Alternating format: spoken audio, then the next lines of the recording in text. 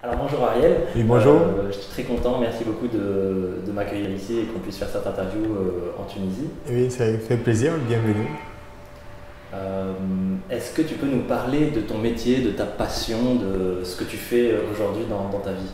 Ok, alors j'ai la chance rare d'avoir l'opportunité d'être, de faire partie de ceux dans le monde. Donc le métier et la vocation sont la même chose, ou le métier et la passion sont la même chose également, effectivement. Donc je travaille dans le domaine du coaching, du développement personnel, de la formation, et qui est un milieu qui me permet en fait de me connecter avec les gens, de servir. Et je pense en fait que le coaching, c'est vraiment l'expression la plus belle du service. C'est-à-dire qu'on se développe et dans ce développement-là, on sert les autres, on contribue aussi dans la société, on permet aux gens d'être plus, d'être mieux également. Et ce qui est intéressant, c'est que voilà, de toutes ces années, depuis que j'ai commencé en fait le coaching, je dis j'ai eu 365 jours de coups de foudre différents. Parce que tu sais jamais qui tu vas rencontrer, tu sais jamais les expériences dans lesquelles tu vas te plonger. Et ce qui est beau, c'est cette spontanéité que tu as dans la relation humaine. Je pense que c'est vraiment un métier de relation, un métier d'inspiration. Et comme on dit, c'est un métier de relation d'aide en fait. Ouais. Mais le plus important, c'est le fait que ce soit vraiment au service de l'être humain. Voilà. C'est ça.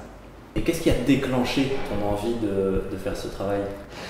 Ok, qu'est-ce qui a déclenché mon envie de faire ce travail? Bien sûr, c'est un cheminement. Je pense qu'il y a différents types de cheminements à travers le monde. Je pense qu'on en a parlé une fois. Il y a ceux qui ont un cheminement linéaire. D'abord, il y a ceux qui ont un cheminement ponctuel.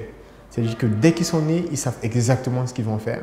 Et ça ne change pas et ça n'évolue pas. Okay? Ils sont rarissimes. Puis, tu as ceux plus nombreux qui ont... bon, pas plus nombreux, mais oui, plus nombreux, on va dire ça, qui ont un cheminement linéaire. C'est-à-dire que voilà, papa était médecin, grand-père était médecin, depuis qu'ils sont petits, voilà, ils adorent faire ça, ainsi de suite.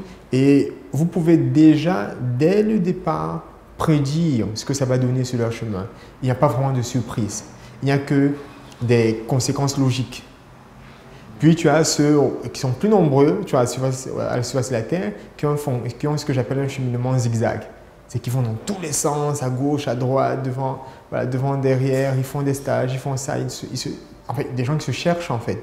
Et beaucoup d'entre eux, en fait, qui n'ont pas la force de lutter pour leurs projets ou bien pour leurs idées, finissent justement en fait par renoncer à eux-mêmes, renoncer à leurs rêves pour pouvoir suivre soit le rêve en fait, voilà, d'un parent, d'un ami, d'un conjoint, ou bien suivre un amoureux ou quelqu'un d'autre dans la suite logique d'une relation. Voilà. Ce qu'ils font en fait, à chaque fois, ils sont en train de s'éloigner d'eux-mêmes. Et bon, éventuellement, j'espère qu'ils finiront par se trouver. Et puis, tu as ceux, en fait, qui font partie de mon cas, qui sont un peu ceux qui ont je vais dire, un cheminement en spirale.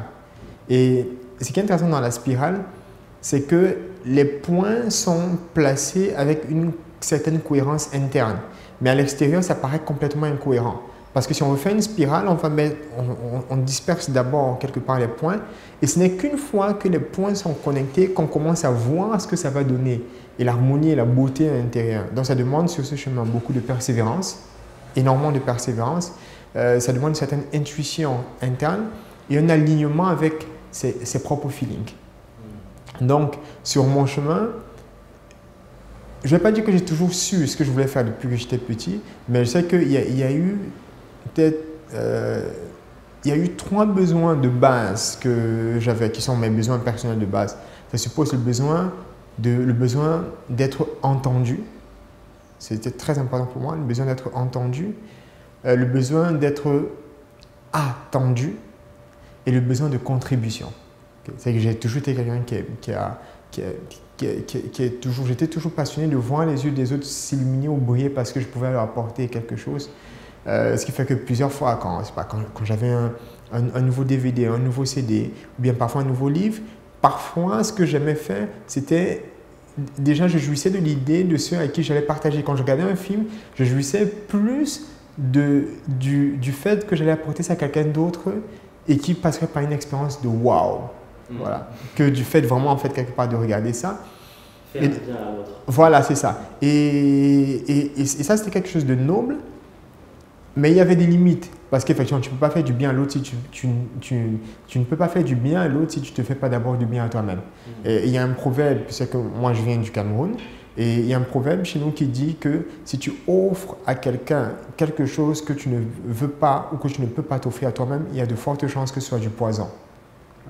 Et donc pour ça, j'ai donc j'ai appris en fait à m'aimer, j'ai appris à me faire du bien, et ça c'est par rapport au chemin du développement personnel. Parce que quelque part, à la base du développement personnel, tu as vraiment un souci de bienveillance envers toi. C'est ça qu'on dit développement personnel. Et au fur et à mesure de ce chemin-là, il y a eu effectivement voilà, des signes, des remarques que les gens voilà, m'ont fait. Ah oui, tu as ça, tu as peut-être ce don-ci, tu as des choses que j'ai remarquées aussi, peut-être quand je parlais aux gens, la capacité que j'avais de faire bouger des choses en fait, voilà, dans leur cœur, la tension que j'apportais. Parce que ce que les gens ne savent pas, peut-être sur mon chemin, c'est qu'au début, je suis passé par plusieurs choses, mais à un certain moment, j'ai fait beaucoup de bandes dessinées. Et j'appartenais, en fait, je partais d'un groupe, c'est notre passion quand on était encore au lycée. Et ce qui était très intéressant, c'était que, bon, personnellement, je ne pense pas que j'étais, en fait, d'après les gens, j'avais la meilleure bande dessinée. Mais si je suis objectif, quand je regardais mes dessins, je ne me trouvais pas si excellent que ça. Par exemple, quand on faisait des cours d'art plastique, parmi tu vois, un peu, les matières, quand on faisait des cours d'art plastique, l'un de mes camarades, en fait, avait des meilleures notes que moi et franchement, il dessinait très bien. Mais les gens, parce qu'on faisait des petits bandes dessinées, en plus, on les, entre guillemets, commercialisait à un certain moment. Voilà, ça avait vraiment un gros succès. Et les gens, ça arrachait mes bandes dessinées. Et c'était vraiment, tu vois, un peu, c'était fait à la main, voilà, et tout. À mon photocopier. Et les gens me demandent toujours, mais Ariel, quand est-ce que le prochain épisode arrive? Je me dis, mais je ne suis pas si bon que ça et je ne suis pas si bon que l'autre, en fait. Mais pourquoi est-ce que les gens s'intéressent tant à ça? Et avec le temps, j'ai fini par comprendre que c'était à cause d'une seule chose. La force que j'avais, c'était le storytelling. J'étais excellent dans la capacité de raconter des histoires, d'introduire des sagesses, des choses profondes à travers ce que je dessinais. Donc les gens ne s'intéressaient pas tellement à ce que je dessinais, mais à l'histoire derrière ce que je dessinais. Après, effectivement, dans les concours de rédaction et tout, j'étais brillantissime sur ce côté-là. Après, quand je suis allé, en fait, au moment en fait, voilà, du bac, j'ai eu le prix national de philosophie, prix régional de philosophie. Après, je me suis intéressé à la théologie. Bon, en fait, je suis passé par pas mal de choses, voilà, le marketing, le management. Et mon but, un peu, tu vois, je me suis intéressé aussi en fait, à la psychologie, à pas mal de choses, les arts martiaux aussi, les arts martiaux, les langues. Et mon but, c'était vraiment de comprendre l'être humain. Parce qu'une chose que mon père m'avait dit qui est très importante, c'est que pour pouvoir aider les gens, il faut d'abord les comprendre. Tu ne peux pas aider quelqu'un que tu ne comprends pas. Et donc, il fallait que je me dote d'outils pour pouvoir comprendre les gens et ensuite, maintenant, pouvoir identifier leurs besoins et les aider. Et donc, il y a pas mal de formations que j'ai faites voilà, à travers le monde. Je me suis vraiment donné le temps de me former, voilà, le temps d'apprendre et d'apprendre aussi beaucoup sur moi-même. Parce que c'est une erreur que la majeure partie des gens voilà, font. C'est d'apprendre uniquement des techniques, sans savoir que la personne qui va appliquer la technique, c'est d'abord toi, c'est d'abord l'individu. Et au-delà de ça, c'est que le fait seulement en fait, d'apprendre la technique ou en fait, de transmettre une technique, c'est aussi d'abord que tu transmets une expérience. Et la première expérience, c'est d'abord l'expérience de se trouver et ensuite de se donner aux autres. Voilà. Tu ne peux pas donner aux autres quelque chose que tu n'as pas trouvé.